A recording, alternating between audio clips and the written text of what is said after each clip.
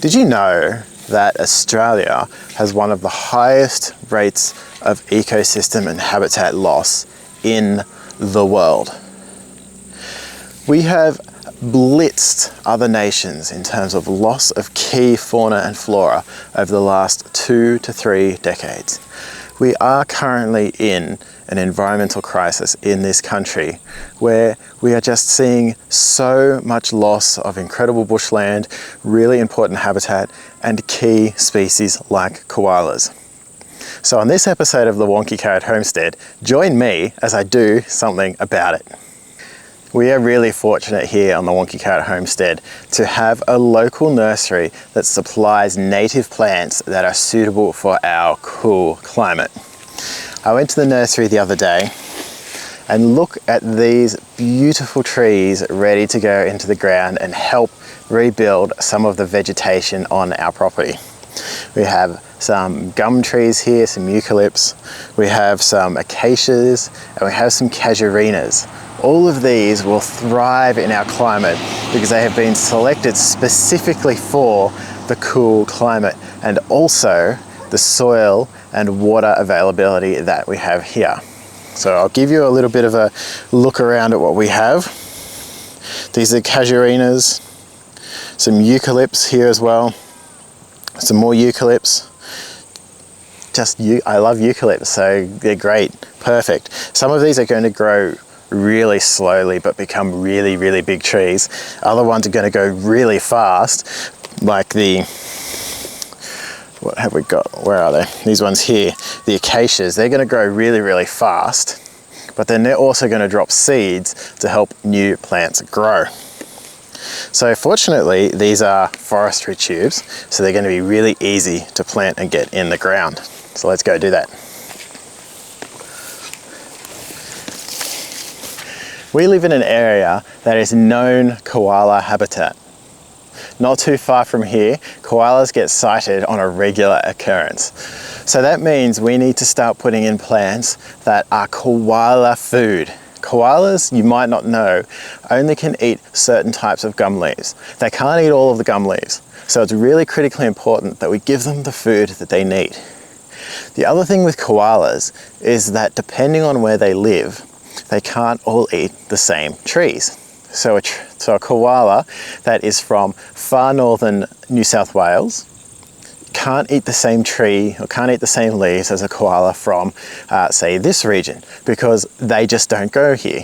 And so when the tree doesn't grow here, the koala's gut hasn't developed the right bacteria to process those leaves, and so feeding them the wrong tree just upsets them. It means they can't survive.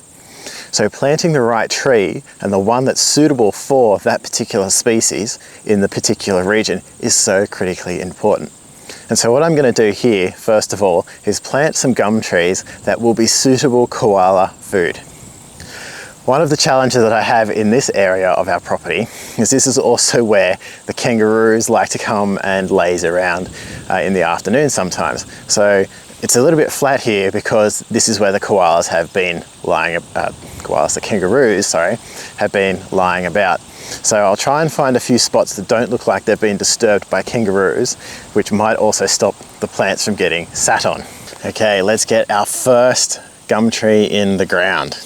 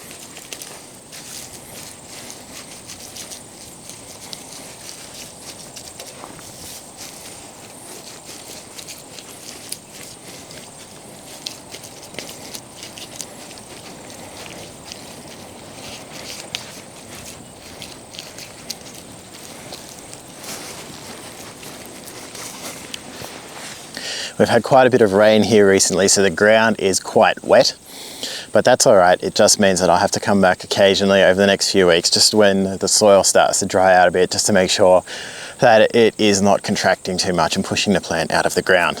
When planting out natives like this, it's often a good idea to try and clump them. Be mindful of their distance that they will grow to fully grown, but just try and keep them together. Because if you think about nature, out in the bush, plants don't grow with 100 meters around them. They grow together, and through that they support each other and help each other grow. And when they start dropping seeds and maturing and dropping vegetation and leaves and all that sort of stuff, they create an ecosystem, a little habitat.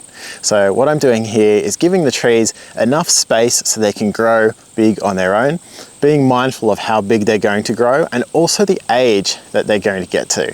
So this one here, an acacia longifolia, is only going to get to probably about 5 or 6 years old. They don't last forever, but they are really fast growing.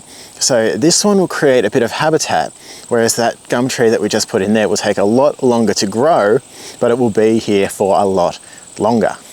So I'll pop this one in the ground, and I've got some gloves here because it's very muddy and I don't want to get my hands all messy and all grubby, although they kind of already are. But there's a lot of work to do, and Dora's having a relax over there. There's a lot of work that we need to do, so try and keep the hands as clean as possible.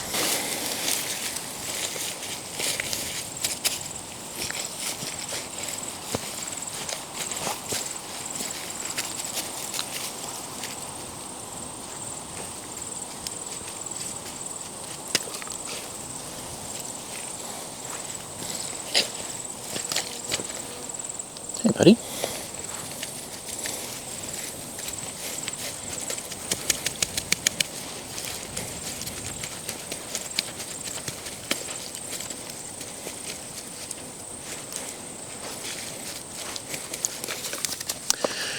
One of the things that I've learned over the years on working on regeneration and rehabilitation sites of bushland is that don't expect everything to grow, don't expect everything to survive.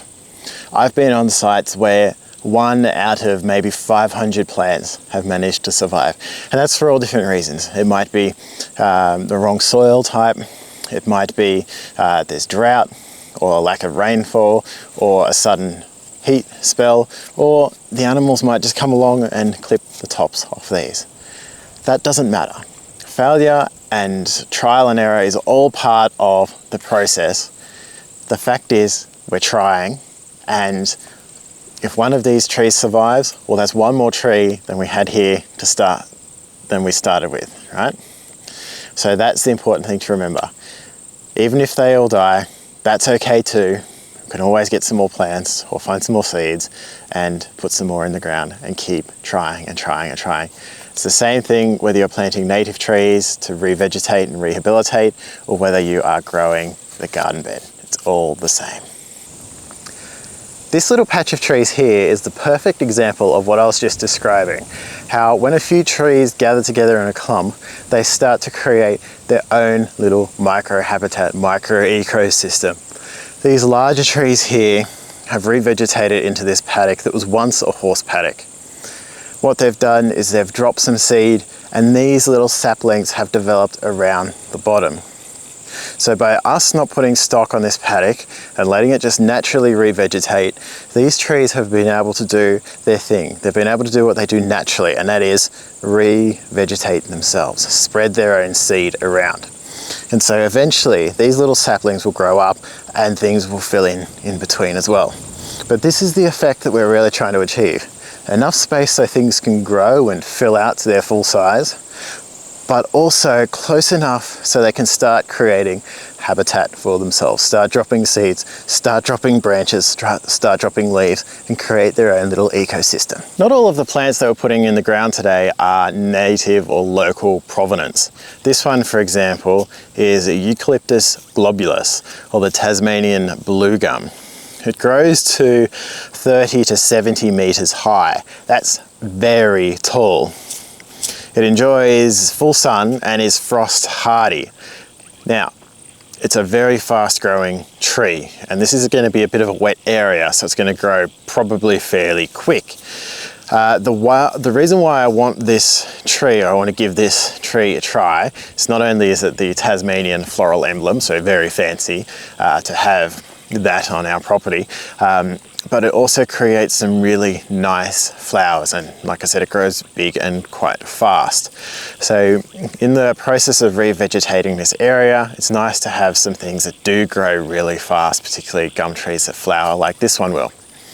And it's also just really good practice to mix up the diversity. So much like in the garden where you don't, in the vegetable garden where you don't want to plant the same crop each year on top of one another, on top of one another, when you're doing a revegetation project like this, while yes, you want to have quite a lot of local provenance plants, sometimes it's useful to try other plants as well, just to see how they will perform and to perform a service in the ecosystem and the environment that you're making.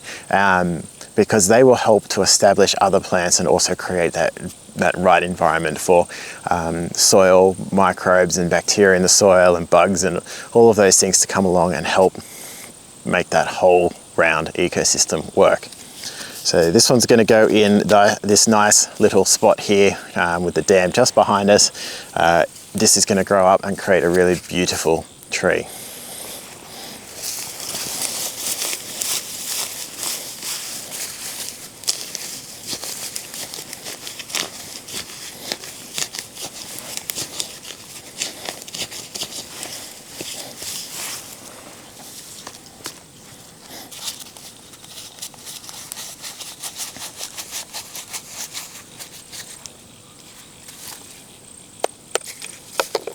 You can see just by the roots on that, and oh, the perfume, so much eucalyptus perfume. The roots on this, it is busting to get out of this pot, and it is going to be a very, very fast growing tree.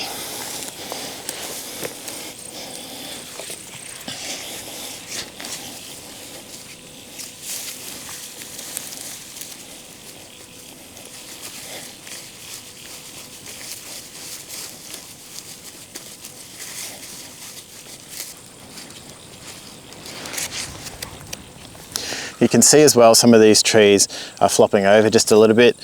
I will probably come back later with some stakes and stake them in the ground after they've had a couple of days just here sitting and getting settled. They will sometimes straighten themselves, other times they will need a bit of assistance. So just keep an eye on them, see how they go, and come back and do whatever they need. They will tell us what they need. This is the last spot where I'm going to do any planting today. This area here is one of the most challenging spots on our property to manage. This is an erosion point. This is actually well, it's not quite a creek channel anymore. There's a bit of a swale over there that diverts the water, but once upon a time this would have been the top of a creek that is now blocked off by the neighbour's dam, so it's really stripped of sediment. But what happens when it does rain is the hill that's just behind the camera there sends all of the water down across the overgrazed pasture to the fence line, and then it'll build up on the track, and then eventually that feeds through the swale and makes its way to the big creek at the back of our property. But because of that and a few other technical factors, this area has become very heavily eroded. There's a lot of exposed soil. There's some really poor structure in the soil as well, which makes the problem even worse. And there's a lack of vegetation here from historic overgrazing of this area. So in order to not lose this entire part of the property, we want to revegetate this and try and rebuild some of that soil structure again. And the only way really to do that is by planting plants and creating roots that hold all of the soil in, bind it all together, and as they drop their leaves and bark and sticks and all of that, they create the debris and the organic matter, and that builds the soil back up again. And over time, much like we were just seeing with the other population of trees, gum trees, this will self-seed and revegetate itself. I've already seen some examples of acacia or wattle that have self-seeded. We have some wattle around the edge, which is sort of stabilizing the edge structure a little bit. And through here, this grass is actually really encouraging and positive to see, because when we first moved into this property, there was nothing here. This was bare ground. And now we're at the end of summer and there's still grass here. And what's more important in amongst all of that is there's little pockets of water. Yes, it has rained recently, but that's a really exciting thing, because it means that the grass here is holding the water back, encouraging more plant growth, which then the cycle continues and it becomes stabilised. So that's a really positive start. And by planting here, we're only going to help that along. So let's get into it. So in this site, I have 3 casuarinas that I'm going to put in. Casuarinas tend to grow around waterways. They are drought and salt tolerant, and they're really quick growing, and they're really good at establishing roots that help support erosion and banks. The other thing that I'm going to put in is the acacia longifolia. Again, quick growing, super easy to watch it grow and help have it starting to establish the soil and stability around this area. And the last one is a red stringy bark. Now, I'm not sure if the stringy bark will be terribly successful down here. The stringy bark grows to about 15 to 20 meters, and it has about 10 to 15 meters of width. It does like full sun, and it does tolerate poor growing conditions. But what I'm thinking is I'll put it in one of these grassier bits, and hopefully the stringy bark will be supported by the moisture in the grass that's there, and grow up, and again, like we've been talking about, build its own little ecosystem. So casuarinas are really good to grow standalone on themselves. They're quite big. They grow up to 20 meters and quite wide plants. So I'll dot those around our acacia longifolia, we'll put in standalone, and our stringy bark, like I said, in the little wet area. Trees, let's go. Okay guys, that's it for this episode of the Wonky Carrot Homestead. I hope you've enjoyed spending the afternoon with me planting some native trees and plants. It's something a little bit different, but it's so important to build those habitats and those ecosystems, like I said at the start of this video, for animals like koalas, kangaroos, wombats, echidnas, all of those iconic Australian native animals. So we've done our little bit here today. This is only the start of what will be many more plantings on this property. But with a little bit of hope and a little bit of hard work and a little bit of good luck, hopefully one day this will become a wildlife oasis, and we can have the natural habitat alongside of our veggie garden growing. Give us a like and a subscribe if you enjoyed this video, and let me know in the comments if you are doing a rewilding or revegetation project of your own. Send me some photos, I'd love to see them as well. Anyway, that's all for today, and I will catch you next time. Bye.